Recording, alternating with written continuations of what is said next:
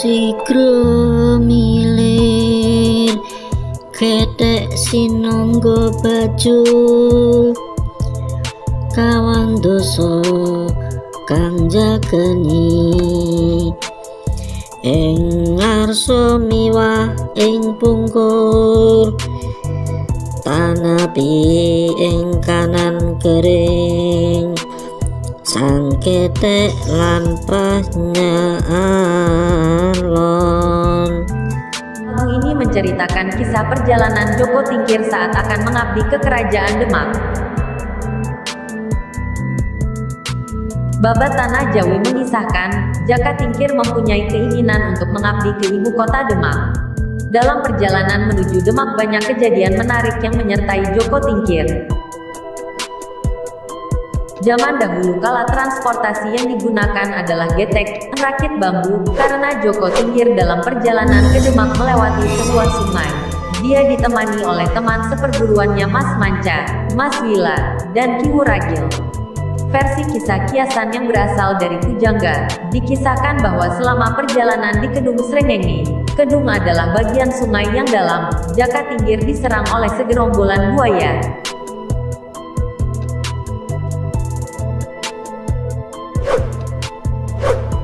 Karena sakti dan jagoan, Jaka Tingkir berhasil mengalahkan buaya-buaya tersebut. Kemudian Jaka Tingkir saat menuju Demak dikawal oleh buaya-buaya di sebelah kiri, kanan, depan, dan belakang sebanyak masing-masing 40 ekor.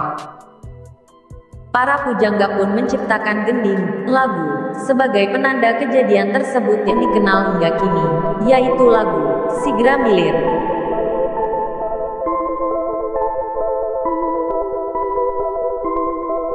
Kisah sesungguhnya adalah sebagai berikut. Ketika tiba di suatu desa, dalam perjalanan ke Demak tersebut, beberapa pemuda di desa tersebut tidak suka atas kelakuan Jaka Tingkir, maka mereka bertiga dikeroyok. Karena Jaka Tingkir dan ketiga temannya sakti dan jagoan, mereka gampang sekali mengalahkan para pemuda sekampung tersebut. Dan sebagai tebusannya Jaka Tingkir dikawal menuju Demak oleh para pemuda desa tersebut.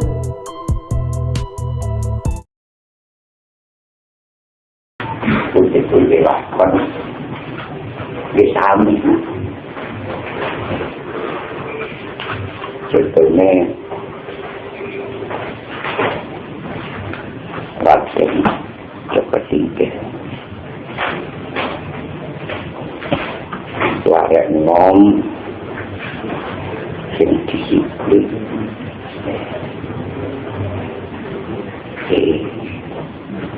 corong yang bergerak rapon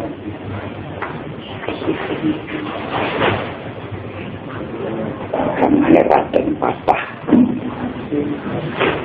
ngawon teman-teman deg-degan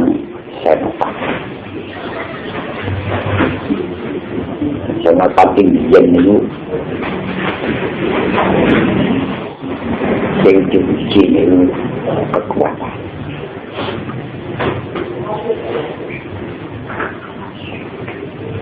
Ya insya-Allah itu ambek macam kau nasi ngalah biar sampai saat ini kalau nak pesarian ini nak jadu berjuang. Dia saya nak betul-betul apa? Tapi yang perlu itu apa tembok ini macam kamu. Sana gambar macam-macam. Kalau mau wayu metu aja deh kawan. Yang kaya kawan itu menjadi kawan.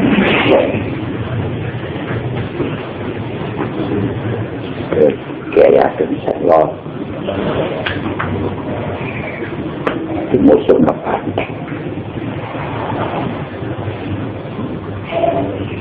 kasih kancing yang masih ditempelin tapi kalau mungkut enggak aja kalau Raden Patah Kodek bungkul itu Ecek juga sifat kaget naruh gede macam-macam.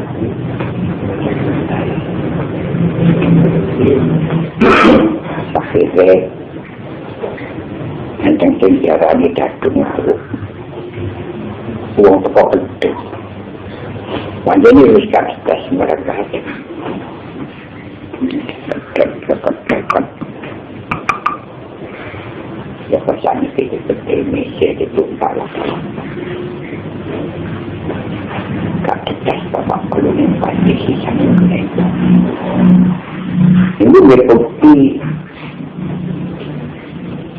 ya olahraga itu mungkin datangnya itu yang mengurut yang berumah kongkong melcoi kongkong jepui ngambil Inggris kalau olahraga sebenarnya itu ini tak percaya nyata olahraga passion juga coba sopannya kau dengan ngomong suara bawah coba tingkatnya wajib minang pian itu minang mulai pian itu mau semua itu tahun pian itu minang suruh ini kait digulung ada coba tingkat gak betah kalau yang singkat digulung suruh itu bersnya dadanya dagingnya pedas jadi keris mana termasuk itu langkah sing samon ini kalau raden patah boten dipuji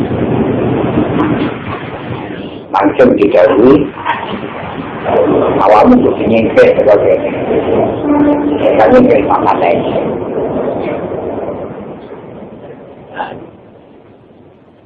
melampah wong biyen iki lho ngoten tapi ndembak niku sampai sekolah macam itu betul sebagian sing atine niku condong nang seperti itu tapi akeh sing gak seneng nang seperti itu wasane Allah yang dijujuk itu kok pondok dengan benar jadi dijujuk itu pondok pada biaya baju biru ini pondok saya dengar itu ya ngaji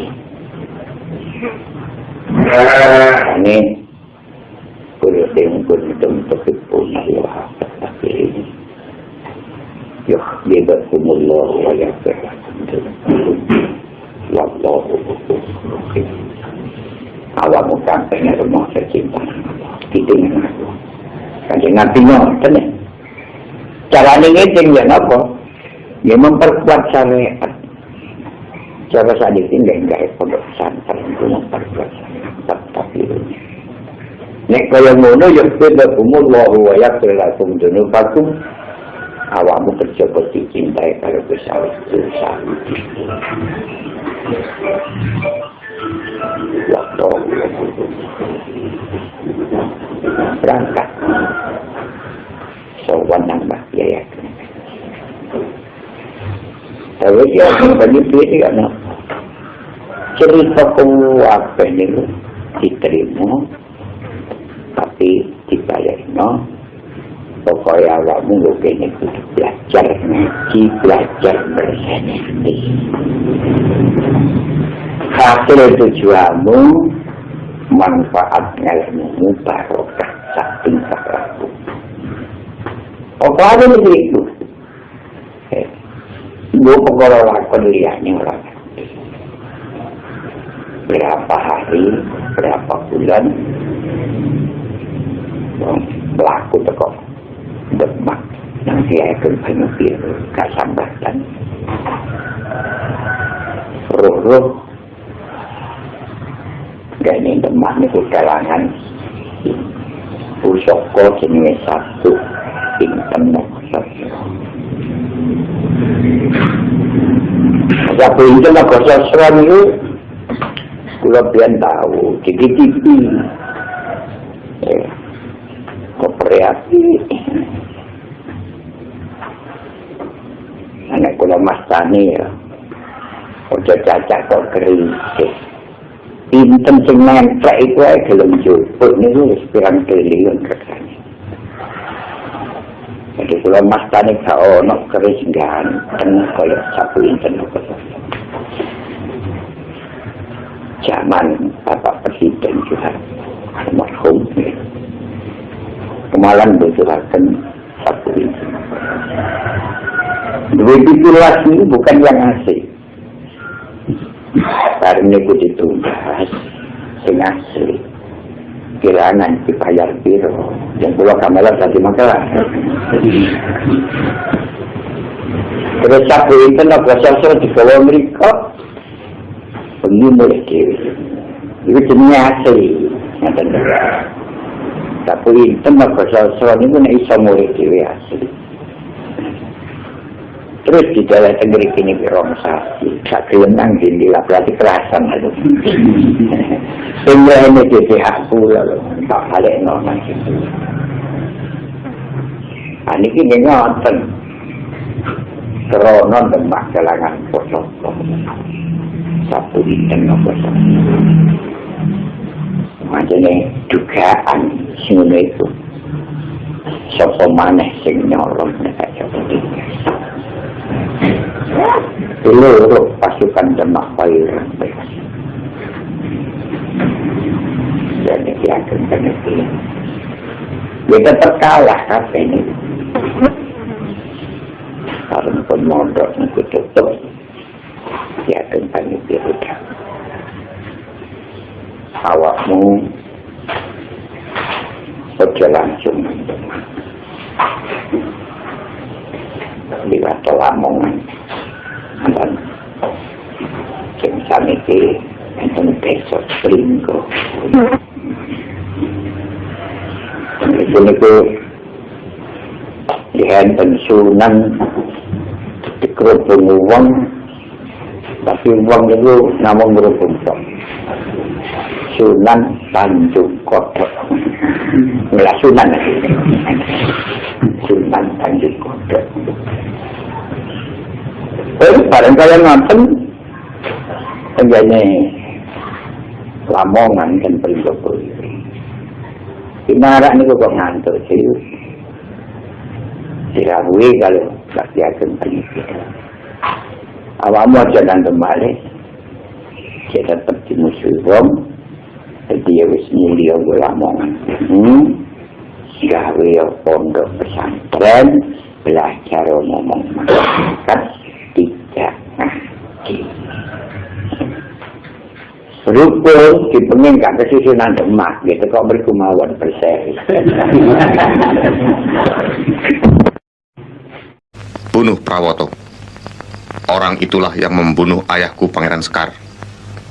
Hutang darah harus dibayar dengan darah. Hutang nyawa harus dibayar dengan nyawa.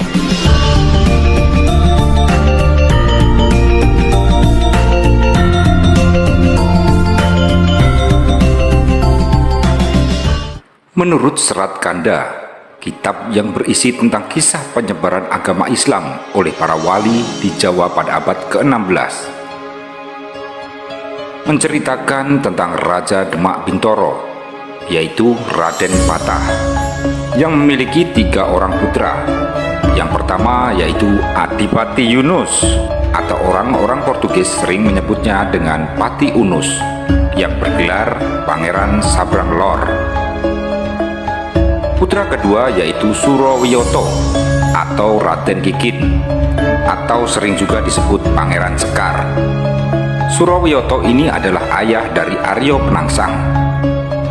Ketiga yaitu Raden Trenggono. Setelah Raden Patah wafat, hak dari tahta kerajaan Demak Bintoro tiba pada Pati Unus selaku putra pertama dari Raden Patah. Namun, Pada tahun 1521 Masehi, Pati Unus memimpin pasukan Demak untuk menyerang penjajah Portugis di Malaka atau sekarang yang terkenal dengan negara Malaysia. Dalam pertempuran melawan Portugis itu, Pati Unus gugur dengan gagah berani demi membela Malaka atau Malaysia dari penjajahan Portugis.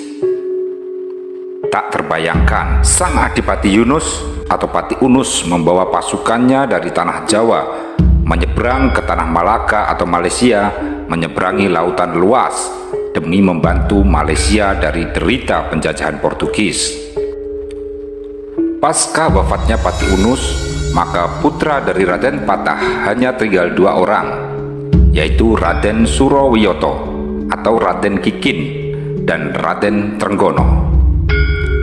Raden Kikin, putra kedua dari Raden Patah, memiliki 2 orang putra, yaitu Aryo Penangsang dan Aryo Mataram. Dan Raden Trenggono memiliki putra, yaitu Raden Mukmin atau Sunan Prawoto, dan memiliki putri yang bernama Ratu Kalinyamat.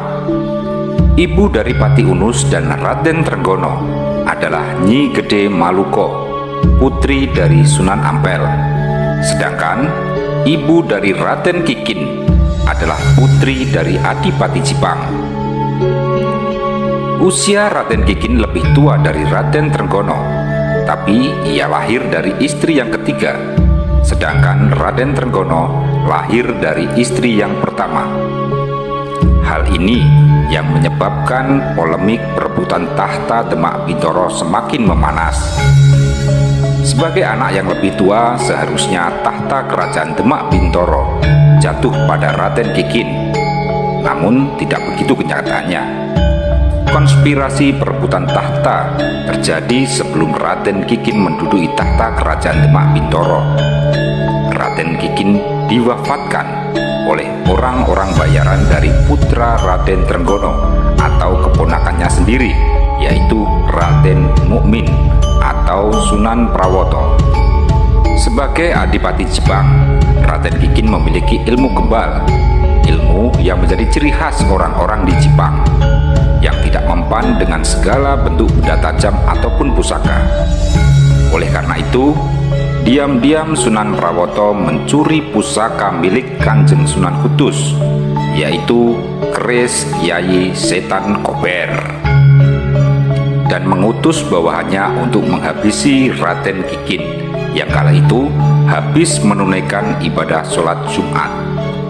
Raden Kikin kemudian hendak pulang dan melewati sebuah sungai, dan disinilah utusan Sunan Prawoto menghabisi nyawa Raden Kikin di depan mata sang putra, yaitu Aryo Penangsang. Dan sejak saat itu Raden Kikin terkenal dengan Pangeran Sekar Seto Lepen.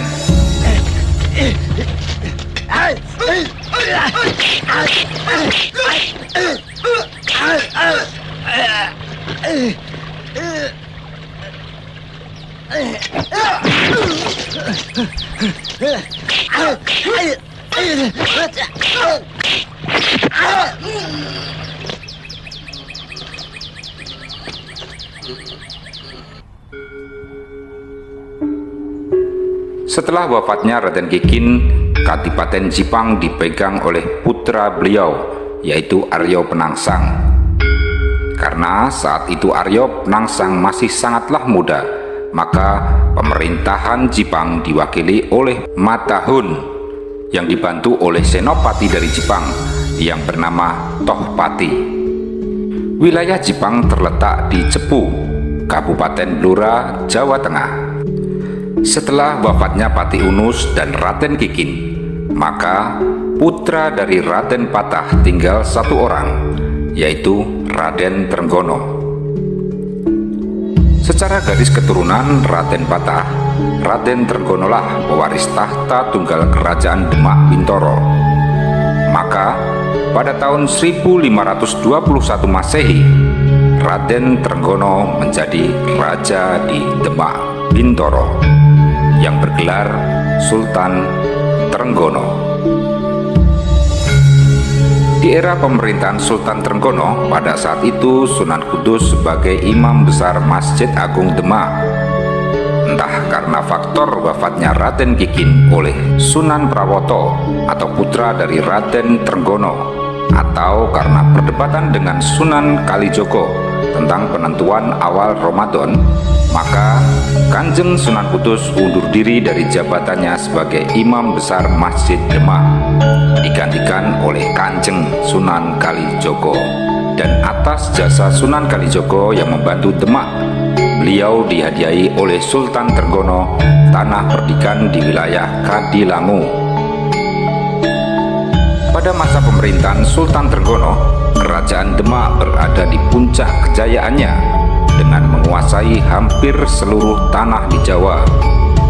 Dibantu oleh Kasultanan Cirebon, Adipati Kuningan, dan juga Kasultanan Banten, maka Kerajaan Demak yang dipimpin oleh Fathahillah mampu mengusir Portugis yang ingin menguasai Sunda Kelapa atau Batavia atau yang sekarang terkenal dengan Jakarta.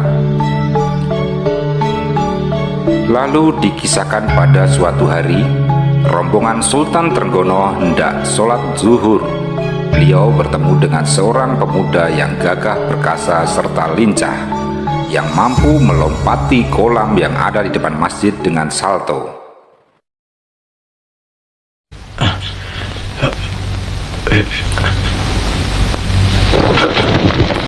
Sultan Trenggono pun terkesan dan simpati dengan pemuda tersebut. Siapa anak muda itu? Maaf Baginda, baru kali ini hamba melihatnya. Anak muda itu jangan boleh pergi. Baik Baginda.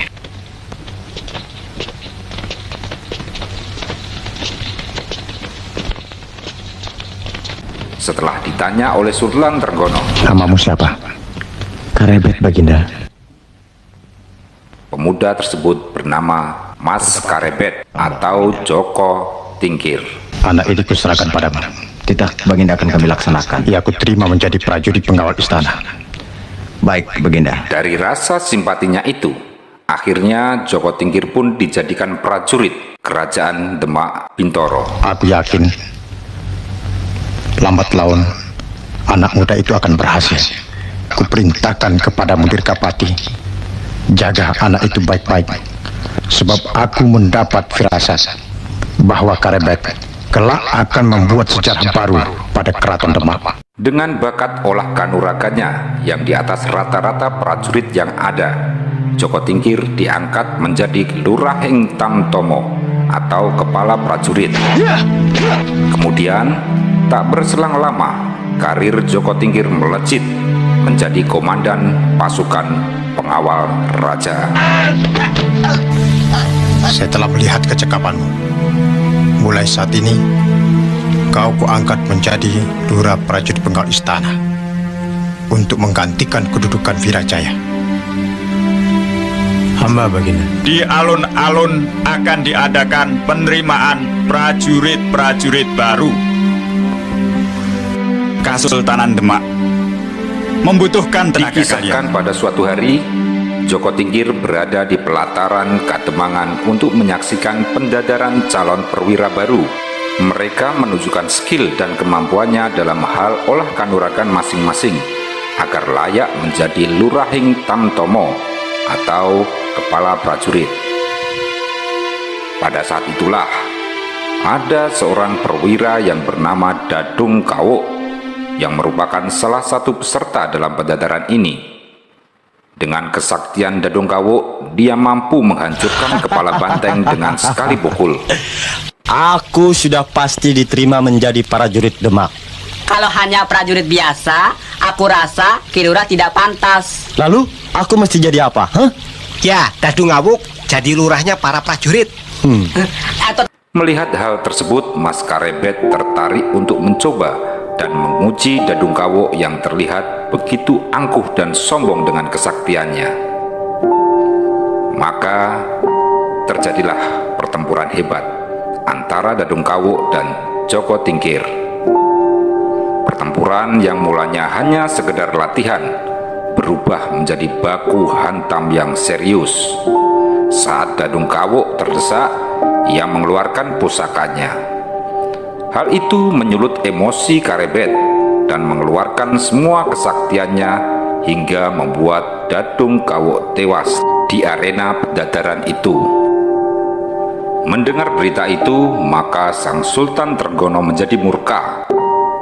Kenapa sesama prajurit harus saling bertikai hingga sampai tewas? Maka sebagai hukumannya, mulai saat ini kedudukanmu sebagai lurah prajurit pengawal istana aku cabut kembali. Maka dengan tegas Sultan Trenggono memecat Mas Karebet sebagai prajurit di Demak Bintoro. Kau harus segera meninggalkan istana Demak. Dan diusir pula dari kerajaan Demak.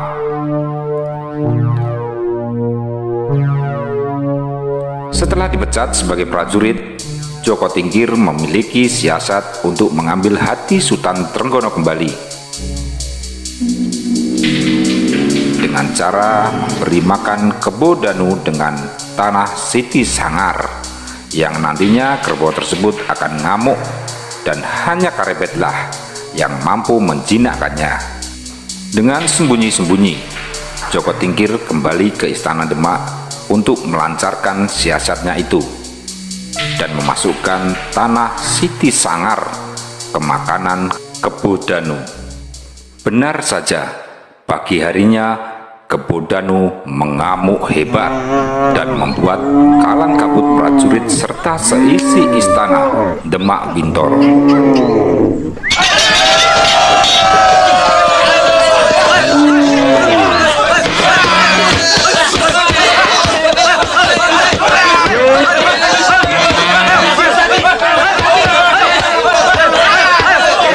Kemudian hadirlah Joko Tingkir, bak pahlawan yang menjinakkan Kebo Danu yang mengamuk itu.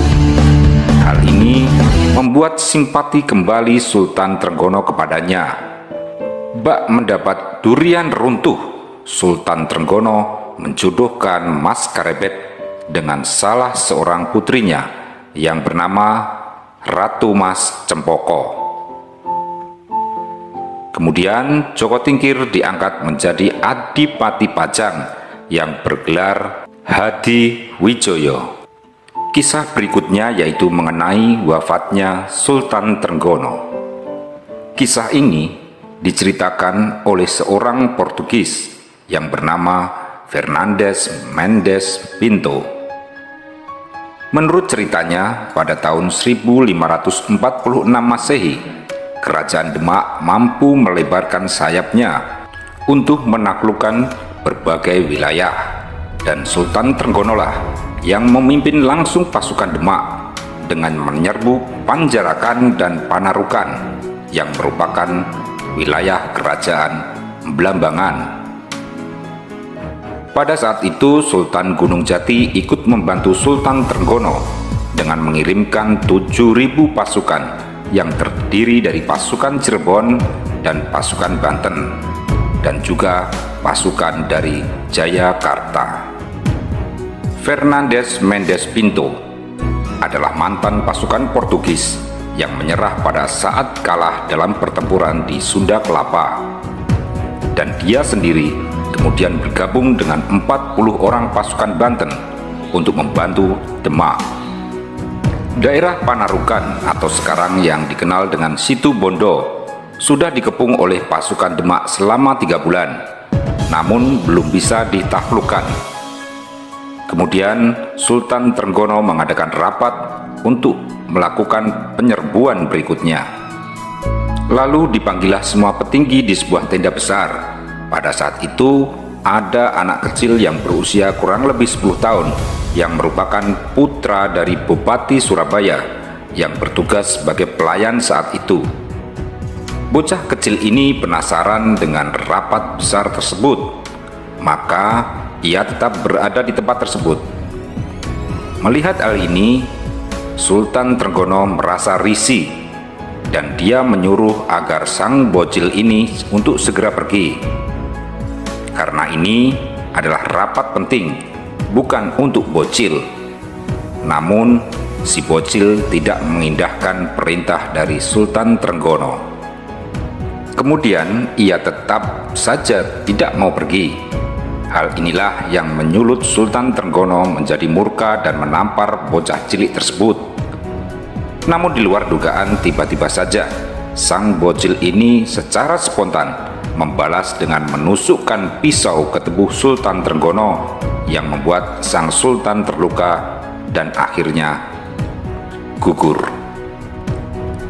Setelah wafatnya Sultan Trenggono, maka putra pertamanya yaitu Raden Mukmin atau Sunan Prawoto menduduki tahta tertinggi di Kerajaan Demak, menggantikan sang ayah untuk menjadi Raja Demak yang keempat. Karena Raden Mukmin adalah cucu dari Sunan Ampel, kemudian dia diangkat menjadi wali oleh Kanjeng Sunan Giri dengan gelar Sunan Prawoto.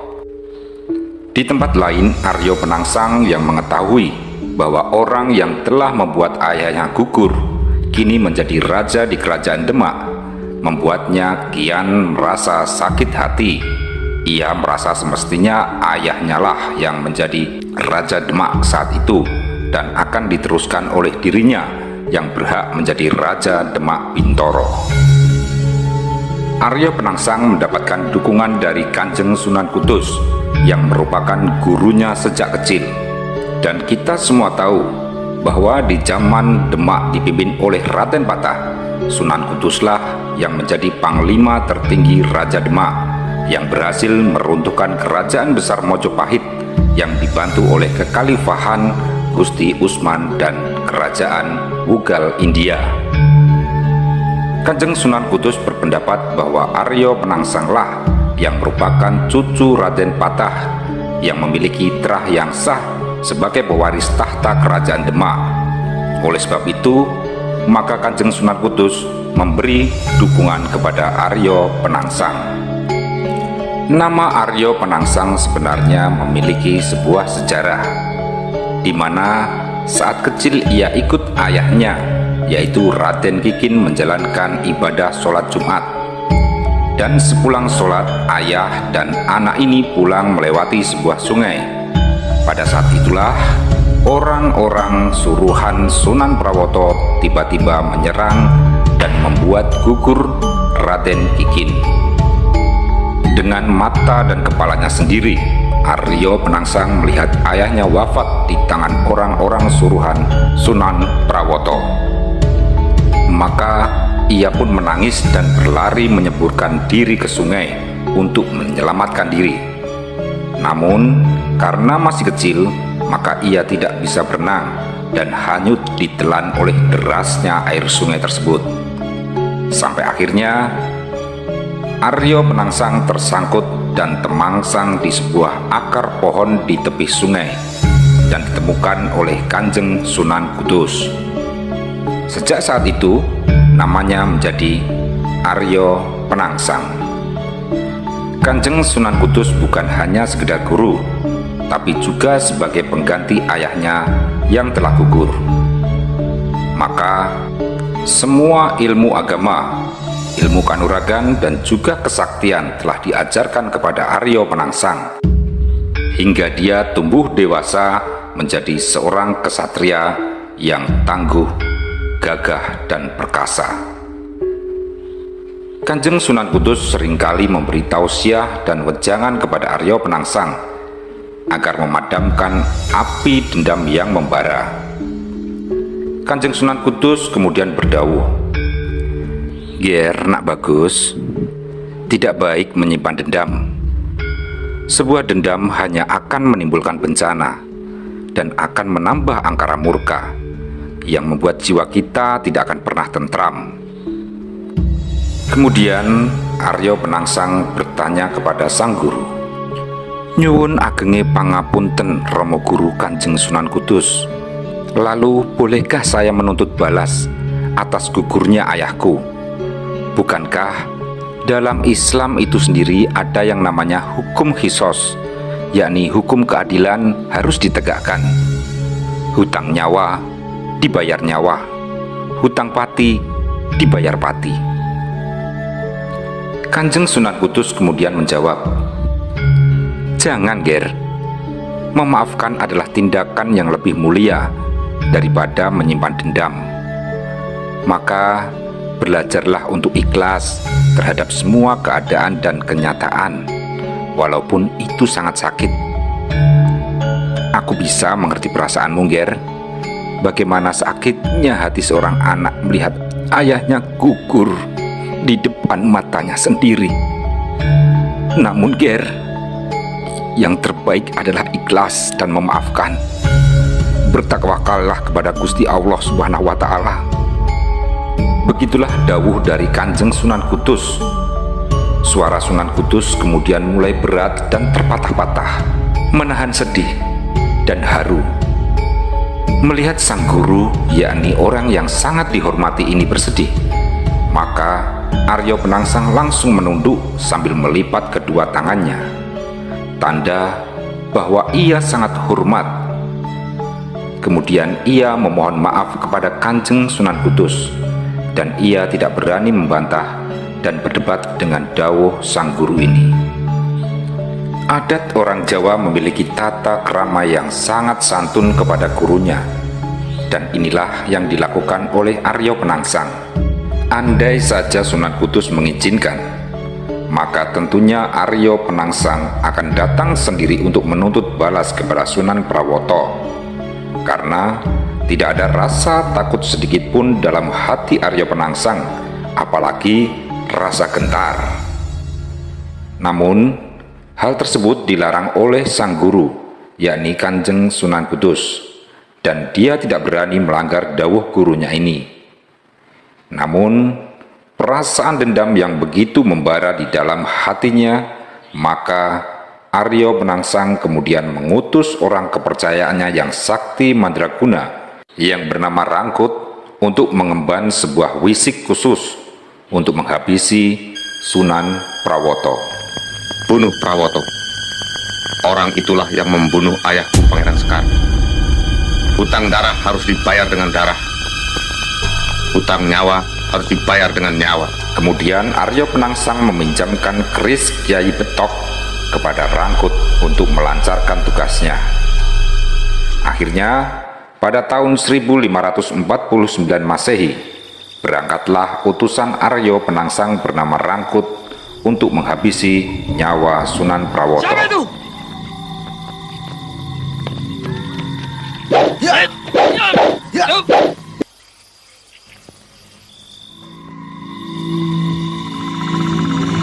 Saat bertemu Rangkut, yang merupakan orang utusan dari Aryo Penangsang, maka Sunan Prawoto menyadari bahwa ini adalah bagian dari kesalahannya di masa lalu, karena ia dibutakan oleh ambisi kekuasaan yang telah membuat gugur pamannya sendiri, yakni Raden Kikin atau ayah dari Aryo Penangsang. Maka Sunan Prawoto pun rela jika harus menerima khisos atau dibuat gugur oleh orang utusan Aryo Penangsang ini. Aku yang bertanggung jawab atas terbunuhnya Pangeran Sekar, dan aku rela mati untuk itu. Sebelum kau membunuhku, aku ada permintaan. Apa permintaan Pangeran? Dalam perkara ini, kau jangan melibatkan anak dan istriku kecuali aku. Baiklah, aku berjanji. Aku tidak melibatkan orang lain kecuali Pangeran. Rangkut menghujamkan keris Kiai Betok ke dada Sunan Prawoto hingga menembus ke belakang. Namun, di belakang ada istri Sunan Prawoto yang pada saat itu juga terkena tikaman dari keris Kiai Betok. Melihat hal ini, Sunan Prawoto menjadi marah. Kemudian dicabutlah keris Kiai Betok dari dadanya dan melempar keris tersebut ke arah Rangkut, yang akhirnya pada saat itu Rangkut juga gugur bersama Sunan Prawoto beserta istrinya. Dengan gugurnya Raja Demak yang keempat, yaitu Sunan Prawoto, maka Aryo Penangsang berhasil membalas dendam ayahnya, dan juga tahta kerajaan Demak jatuh ke tangan Aryo Penangsang. Kemudian ia dinobatkan sebagai Sultan Demak kelima. Aryo Penangsang kemudian memindahkan pusat kerajaan Demak ke daerah Jipang Panolan atau Cepu Kabupaten Blora yang terkenal sebagai Kerajaan Demak Jipang. Penobatan Aryo Penangsang menjadi Raja Demak kelima mendapatkan protes dari Ratu Kalinyamat yang merupakan adik dari Sunan Prawoto.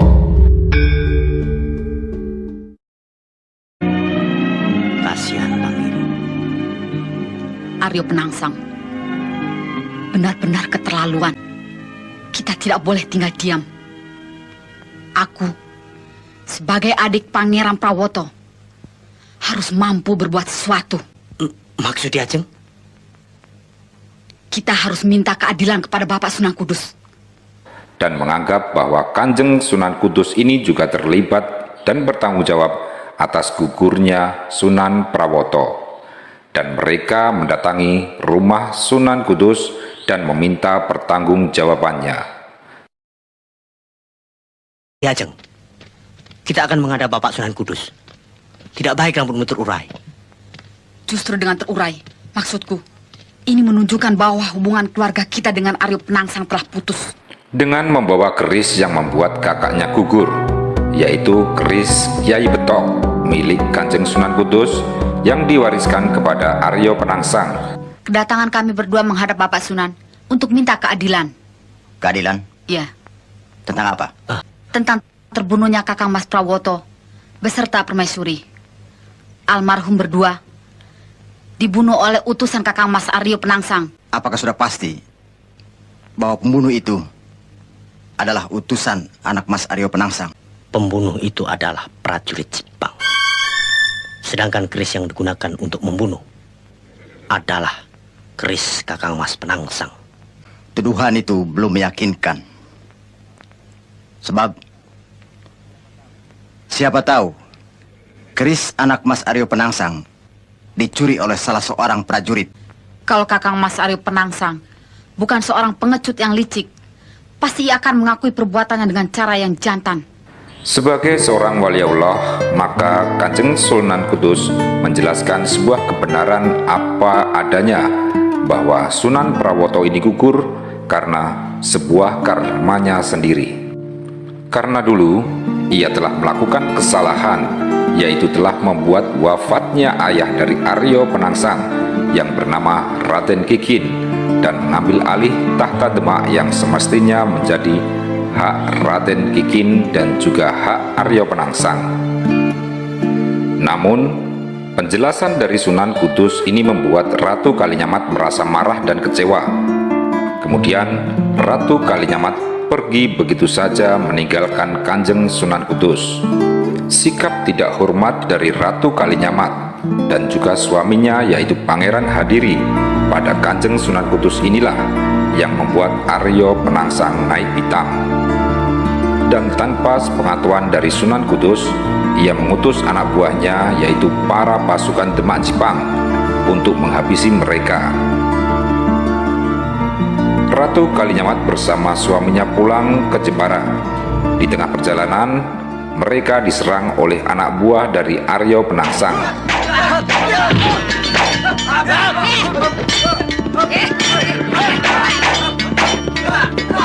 Namun, Ratu Kalinyamat berhasil menyelamatkan diri. Sedangkan suaminya yang bernama Pangeran Hadiri gugur.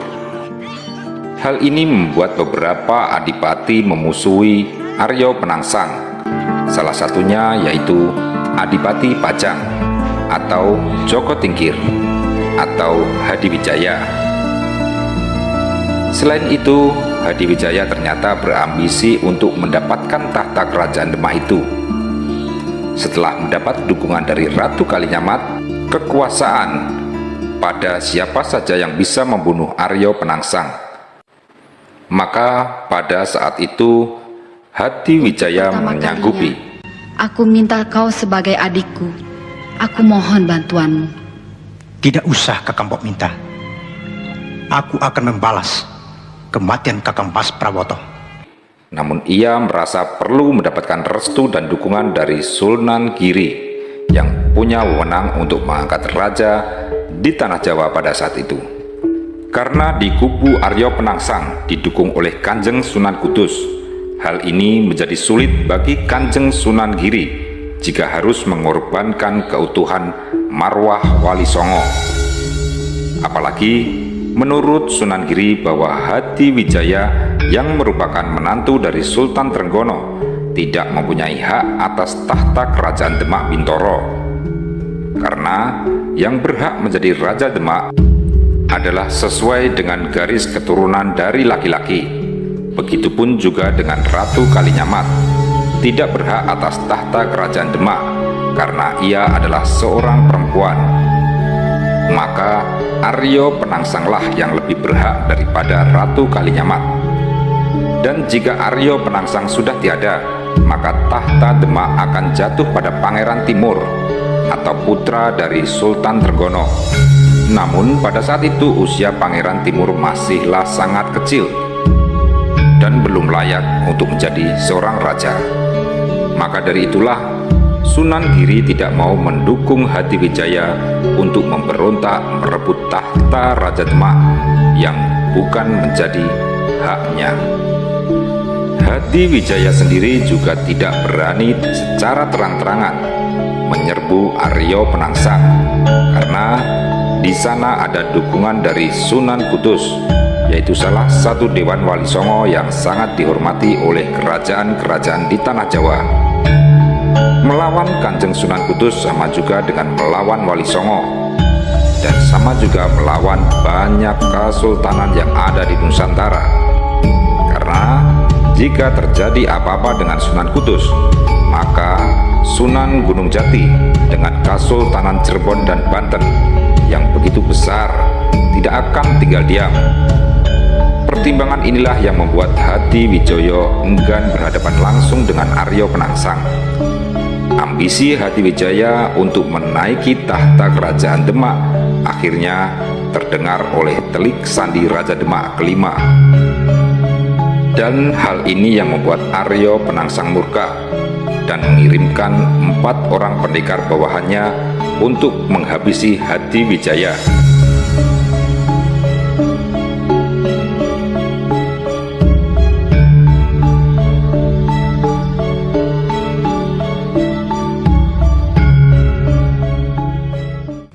Karena tugas yang akan kalian lakukan sangat berat, maka aku ingin mencoba kemampuan kalian.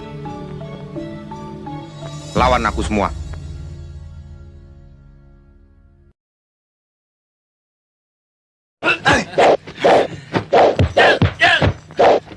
Akhirnya, dengan dibekali keris Kiai Setan Kober, maka berangkatlah 4 orang pendekar utusan Aryo Penangsang, yaitu Hadijaya, Wenangpati, Singoprono, dan Joko Satru. Apa kalian takut?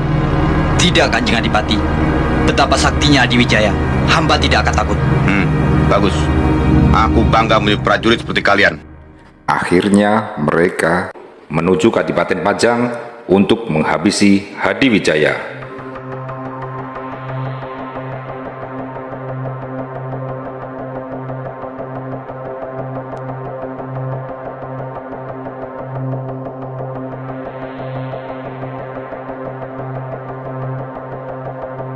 Aku merasakan sesuatu yang tidak wajar. Suara angin itu seperti suara setan yang sedang berkeliaran. Aku curiga. Kita harus hati-hati.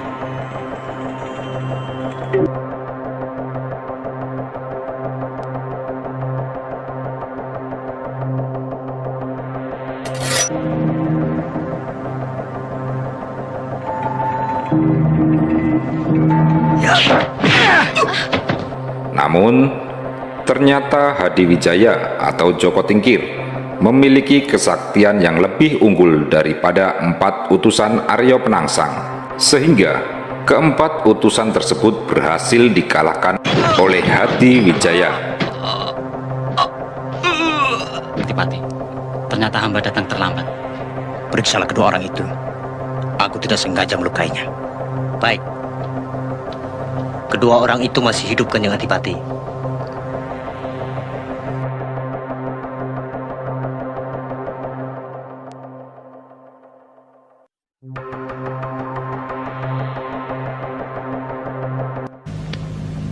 pusaka Kadipaten Jipang. Untuk sementara simpanlah keris ini. Baik, Kanjeng Adipati. Bawalah mereka keluar. Rawatlah baik-baik. Berilah ganti pakaian dan makan secukupnya. Kesalahan kalian aku ampuni.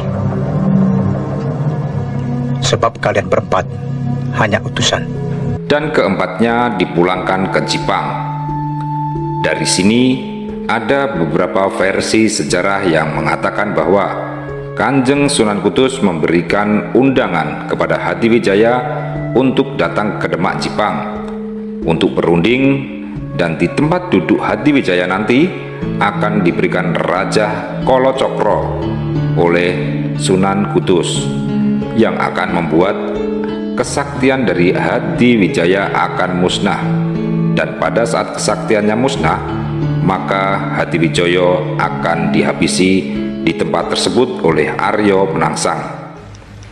Siapa tahu di balik surat musyawarah itu Penangsang telah merencanakan maksud jahatnya. Tetapi bagaimanapun juga, aku tetap akan menghadiri undangan itu.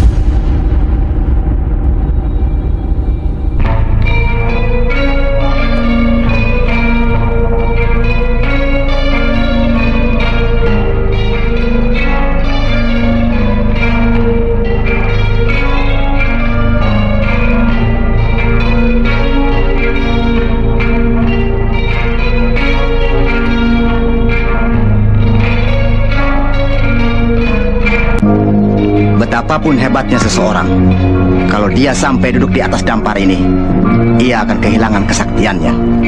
Karena itu, usahakan agar Hadiwijaya duduk di atas dampar ini. Dan dengan mudahnya aku akan membunuh Adipati Pajang. Jaya sedang dalam perjalanan menuju kemari. Apakah dia bawa prajurit banyak? Tidak, Kanjeng Adipati. Hanya beberapa orang, termasuk Ki Pemanahan dan Sutawijaya. Siapkan prajurit Jipang.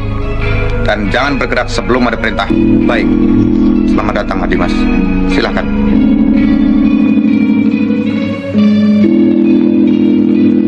Namun, dengan segala kecerdikan Hadiwijaya membuat Aryo Penangsang yang akhirnya duduk di kursi yang telah diberikan Raja Kolocokro tersebut, yang membuat kesaktian Aryo Penangsang sendiri yang musnah.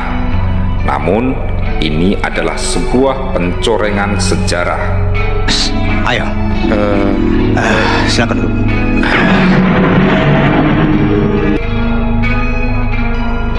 Kemudian pencorengan sejarah kembali terjadi pada saat dikisahkan Hadiwijaya mengembalikan keris Kiai Setan Kober, pusaka milik Kanjeng Sunan Kudus, kepada Aryo Penangsang.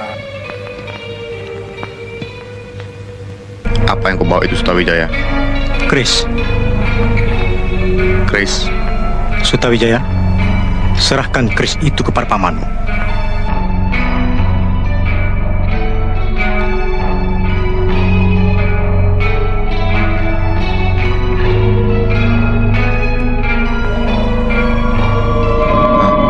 Keris itu aku temukan dibawa oleh pencuri yang masuk ke Kadipaten Pajang.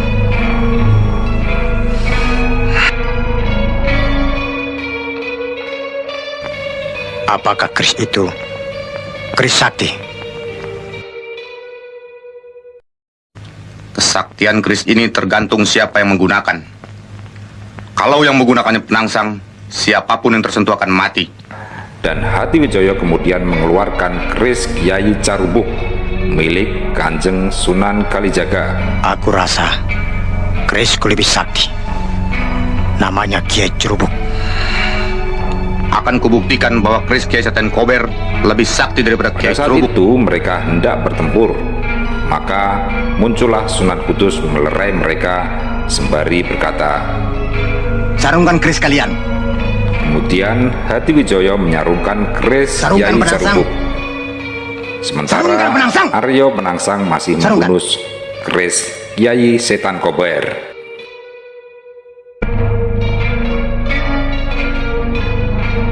Lalu Kanjeng Sunan Kudus berkata lagi, "Sarungkan Penangsang, sarungkan Penangsang, sarungkan."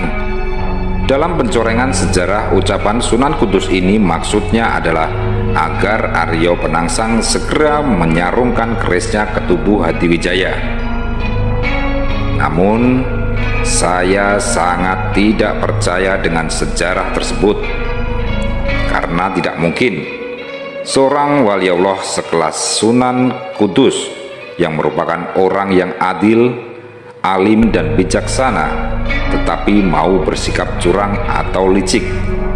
Saya rasa ini sangat tidak mungkin. Orang sekelas mantan Panglima tertinggi Kerajaan Demak, yaitu Kanjeng Sunan Kudus, yang memiliki jiwa kesatria mau melakukan tindakan yang licik seperti yang dikisahkan dalam sejarah tersebut. Ini adalah sebuah fitnah yang kejam pada seorang wali Allah Kanjeng Sunan Kudus. Dan seandainya saja jika Sunan Kudus mau bertindak curang pada saat Hadiwijaya di Kerajaan Demak Jipang, maka dengan sekali perintah saja semua pasukan Jipang akan dikerahkan untuk menghabisi nyawa Hadiwijaya. Namun hal tersebut tidak dilakukan oleh Kanjeng Sunan Kudus. Namun Sunan Kudus malah melerai pertikaian tersebut dan membiarkan Hadiwijaya pulang, dan melarang Aryo Penangsang untuk mengerahkan pasukannya menghabisi Hadiwijaya. Kemudian menindaklanjuti apa yang telah dijanjikan oleh Ratu Karinyamat. Maka Hadiwijaya atau Joko Tingkir mengadakan sayembara bahwa siapa yang bisa membuat Aryo Penangsang wafat, maka akan diberikan tanah pardikan di daerah Pati dan juga Mataram. Namun karena pada saat itu tidak ada yang berani. Kalau sekiranya memang tidak ada seorang pun yang berani menghadapi Aryo Penangsang, maka terpaksa aku sendiri yang akan maju. Maka Ki Juru Martani mengajukan Pamanahan dan juga Panjawi untuk ikut sayembara tersebut. Dan didukung oleh Ki Juru Martani sendiri, akhirnya mereka bersedia.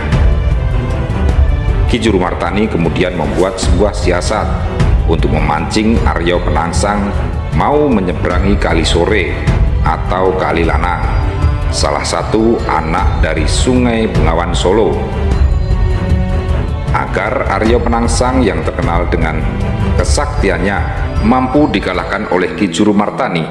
Maka ia mulai mengatur strategi, yaitu yang pertama ialah menantang Aryo Penangsang dengan cara yang sangat tidak terpuji, yaitu memancing amarah Aryo Penangsang dengan cara memotong telinga tukang kebun bawahan Aryo Penangsang yang pada saat itu mencari rumput di tepian Sungai Kalisore. Lalu telinga yang terpotong tersebut dikalungkan beserta surat tantangan kepada Aryo Penangsang yang ditandatangani oleh Hadiwijaya.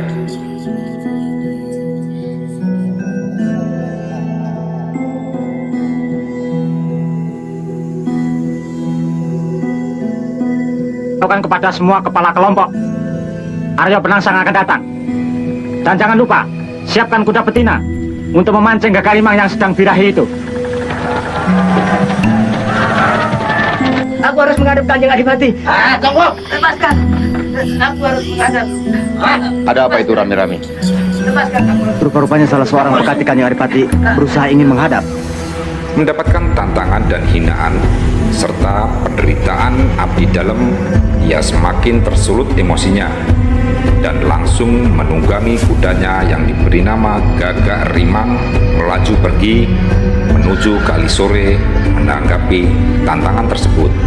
Namun pada kenyataannya bukanlah Hadiwijaya yang datang, tapi anak angkat dari Hadiwijaya, yaitu Danang Sutowijoyo, yang pada saat itu masih berusia 17 tahun sebagai jago yang akan dihadapan dengan Aryo Penangsang.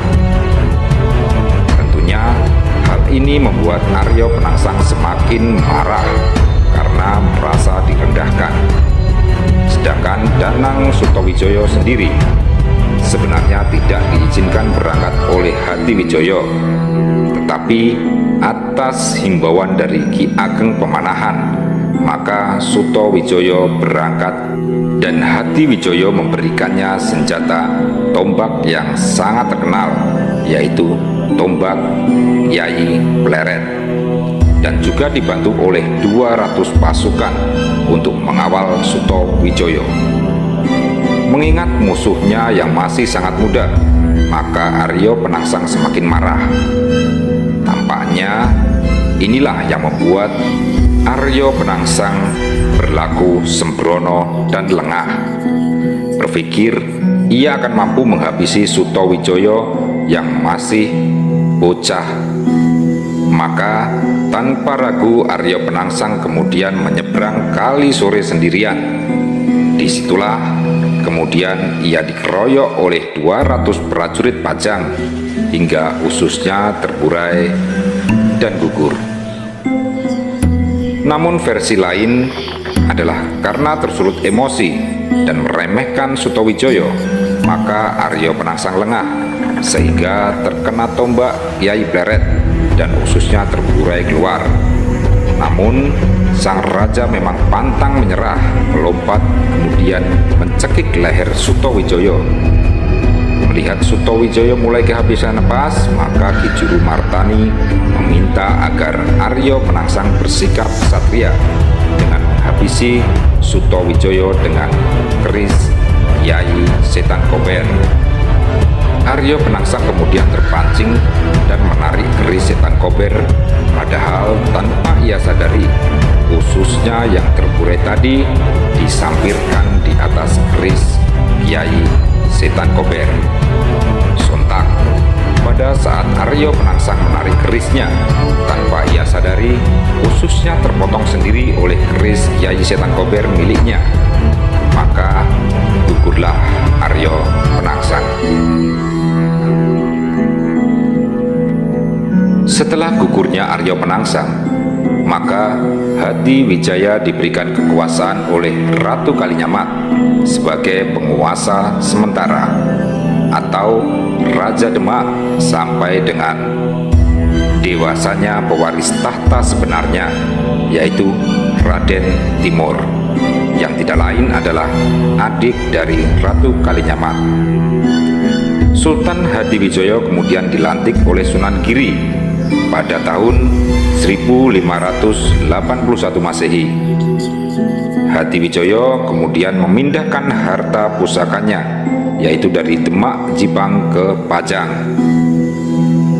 Orang yang telah membuat gugur Arya Penangsang, yaitu putra angkatnya sendiri Sutawijaya, diberikan hadiah tanah Pardikan di daerah Mataram, yang kelak menjadi kerajaan besar, yaitu Kerajaan Mataram, yang menjadi bumerang sendiri untuk Hadiwijaya, karena Mataram akan melawan Pajang sendiri, yaitu antara Sutawijaya dengan ayah angkatnya Hadiwijaya, yang akhirnya dimenangkan oleh Kerajaan Mataram. Hadiwijaya terluka dan gugur di medan peperangan, maka runtuhlah Kerajaan Demak dan digantikan oleh Kerajaan Besar Mataram yang menguasai sebagian besar tanah Jawa. Hikmah dari semua kisah ini adalah tidak ada kekuasaan yang abadi, dan semoga kita semua bisa menjadi pemimpin yang amanah. Sampai bertemu lagi pada cerita berikutnya. Wassalamualaikum warahmatullahi wabarakatuh.